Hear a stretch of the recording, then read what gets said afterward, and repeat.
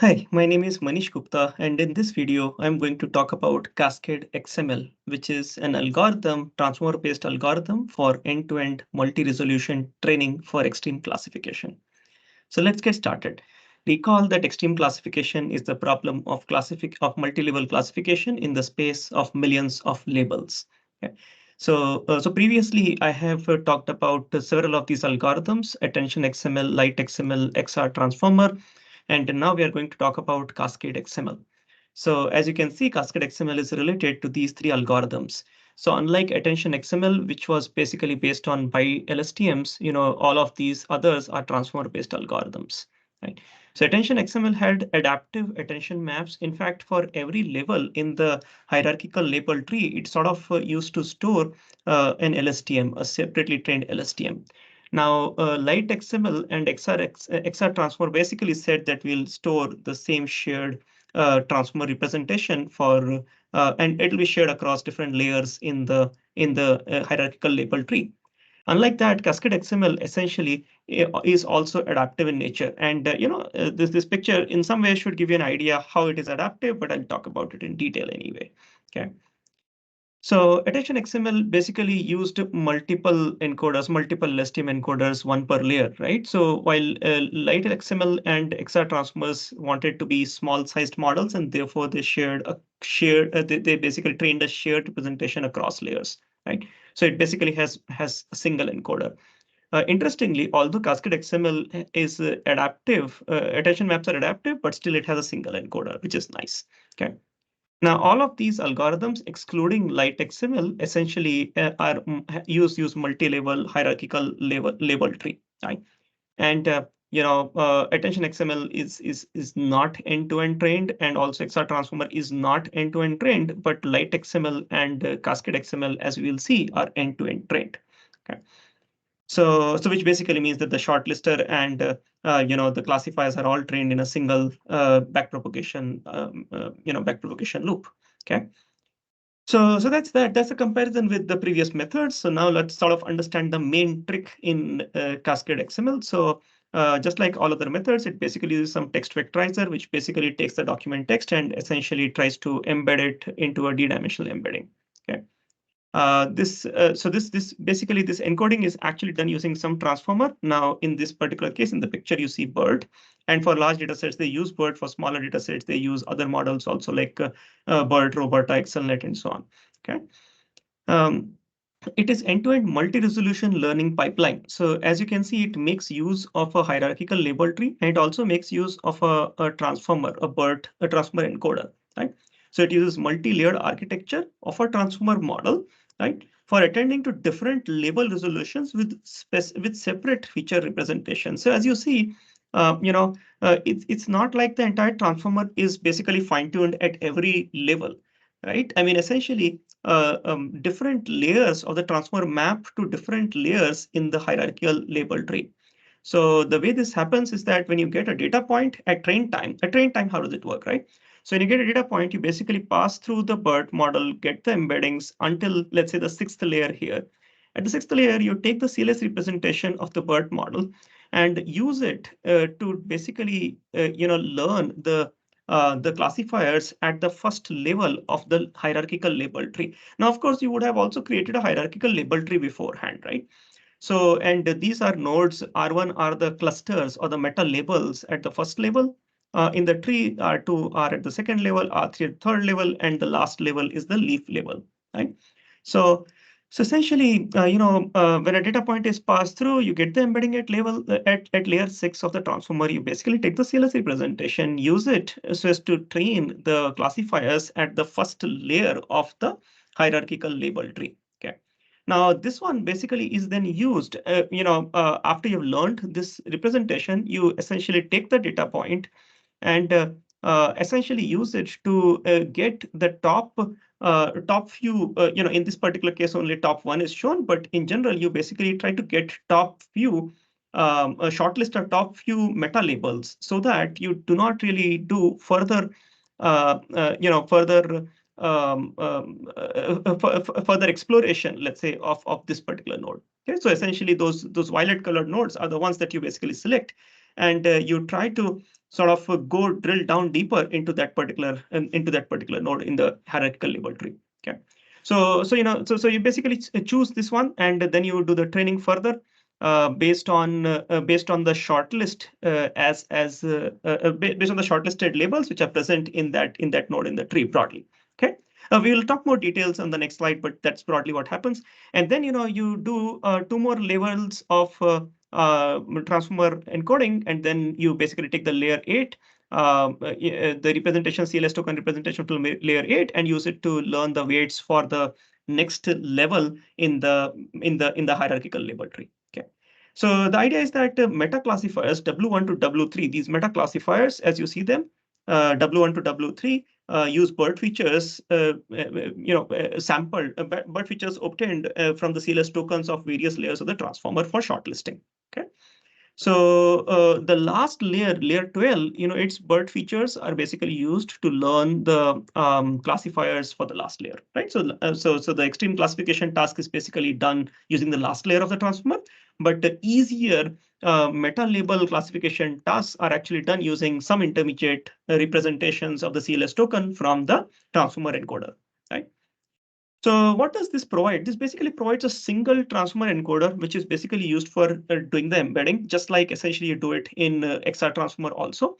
However, it allows you to have different attention maps to different parts of the input when trying to do shortlisting at different layers of the hierarchical label tree. Unlike in XR transformer, where you basically use the same attention maps at each layer, right? So that's that. So how is CascadeXML trained? CascadeXML is trained without much bells and whistles. Okay, no bells and whistles as such that you see. So for example, in XR transformer, basically, you gave some sort of a partial label to each meta node. So for each of these clusters, you would say that, hey, maybe this has more positive labels under its subtree compared to less positive labels and so on. So you don't do any of that. So no bells and whistles in this algorithm. Very simple algorithm in that sense, is although it has this recursive transformer usage of the transformer layers, right?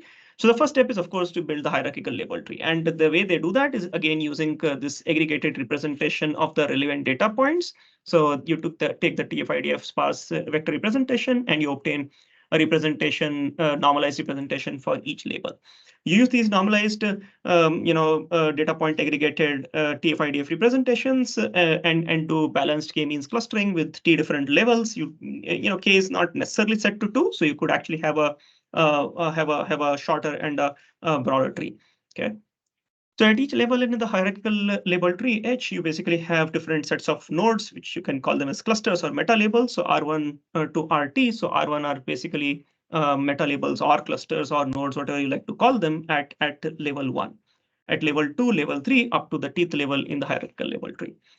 Now, for each meta classifier, so you'll be, of course, learning meta classifiers at each level, right? So basically solving meta XMC problems in that sense. So for each meta classifier, we select a layer to extract resolution specific feature embedding. So for each of these, so for this layer, you basically selected layer 6. For this one, you selected layer 8. For this one, you selected layer 10. And for the last layer, you selected layer 12. Okay, so basically you map the programmer or whoever is sort of deploying the algorithm must map a layer in the tree with a layer in the transformer model. Of course, keeping usual things in mind, that yes, a deeper layer in the tree should be mapped to a deeper layer in the transformer and so on. Okay, monotonicity, simple constraints. Right. Okay. Now shortlisting. How's shortlisting done? So it is done in a multi-resolution dynamic label shortlisting. So the way this shortlisting is done is as follows. You essentially have already, let's say, learned the classifiers W at layer T. So at layer T, you have already learned those classifiers. So for a particular data point, you are going to ask layer T, hey, which of the nodes, which of the clusters in layer T are essentially the closest to the embedding for the data point, right? And that basically gives you the top few clusters at layer T, which are relevant for the current data point. Now you look at all the children of these clusters in layer T, so as to essentially get shortlisted clusters in layer T plus one, and then you take all the labels which are contained into these ST plus one clusters, so as to define the labels that you will consider as part of shortlist.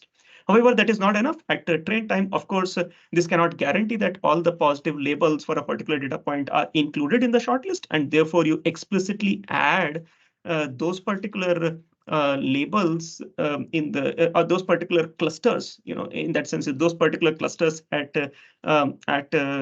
layer T plus one into the shortlist, which are relevant to the current data point. Okay.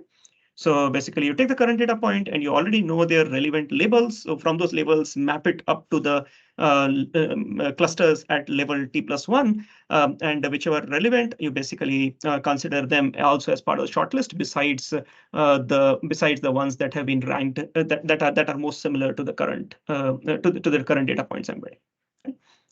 So at every level or at every layer T, you are essentially going to solve this XMC problem, trying to minimize this loss function.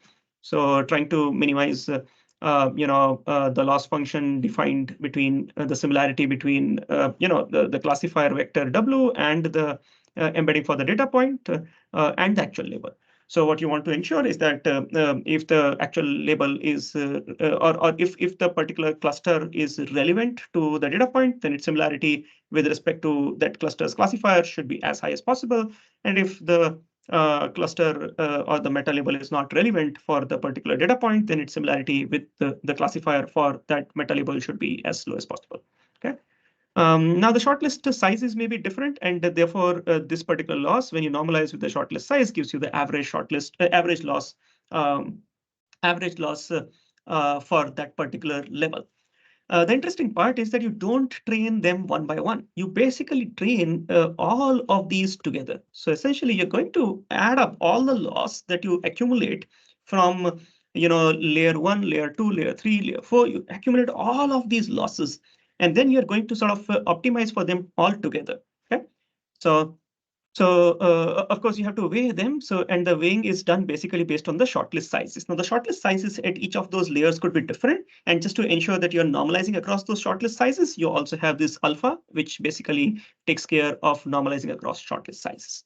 Okay. So that's how CascadeXML is trained. Now, how does CascadeXML perform? So, at inference time, by the way, CascadeXML, is used in exactly the same way as while training. You basically have a data point, pass through transformer, get its embedding, and for each layer across different layers in the transformer, you essentially get the CLS token representations, use them to do shortlisting on the hierarchical label tree, and then explore more, by going down the hierarchical label tree layer by layer. Okay. The only difference is that you do not teacher force the true meta labels during inference time, right? Because at inference time, you don't know the true meta labels. So how can you teacher force anyway, right? That's that. Okay. Now, how do the results look like? So they actually compared results with respect to various algorithms. So these algorithms just basically make use of TF-IDF representation for the labels. These algorithms also make use, TF-IDF representations for the data points. These algorithms make use of the, neural network-based computations for the data points. And these algorithms, specifically XR-Transformer and CascadeXML, can make use of both the learned transformer learned representations of the data points, as well as the TF-IDF representations. Okay. So what do you observe? You observe that, of course, CascadeXML gives you the best results, right, across various data sets that are shown here and more data sets in the paper, right? So in their case, basically, they use an ensemble of three classifiers, BERT, Roberta, and XLNet for small data sets, and three BERT models for large data sets, just like XR-Transformer also does. XR-Transformers and XR-Transformers also does, right? So the accuracy is good. Now, on the training time perspective, so what you observe is this table shows you training time in terms of milliseconds per sample. And you observe that CascadeXML is the smallest number here across various data sets, which basically means that CascadeXML is not just more accurate, but also more efficient to train, 1.5x to 2x more efficient compared to LightXML and XR-Transformer. So that's that. Now, how about performance on tail labels? So performance on tail labels in extreme classification is measured using this PSP metric, propensity scored precision.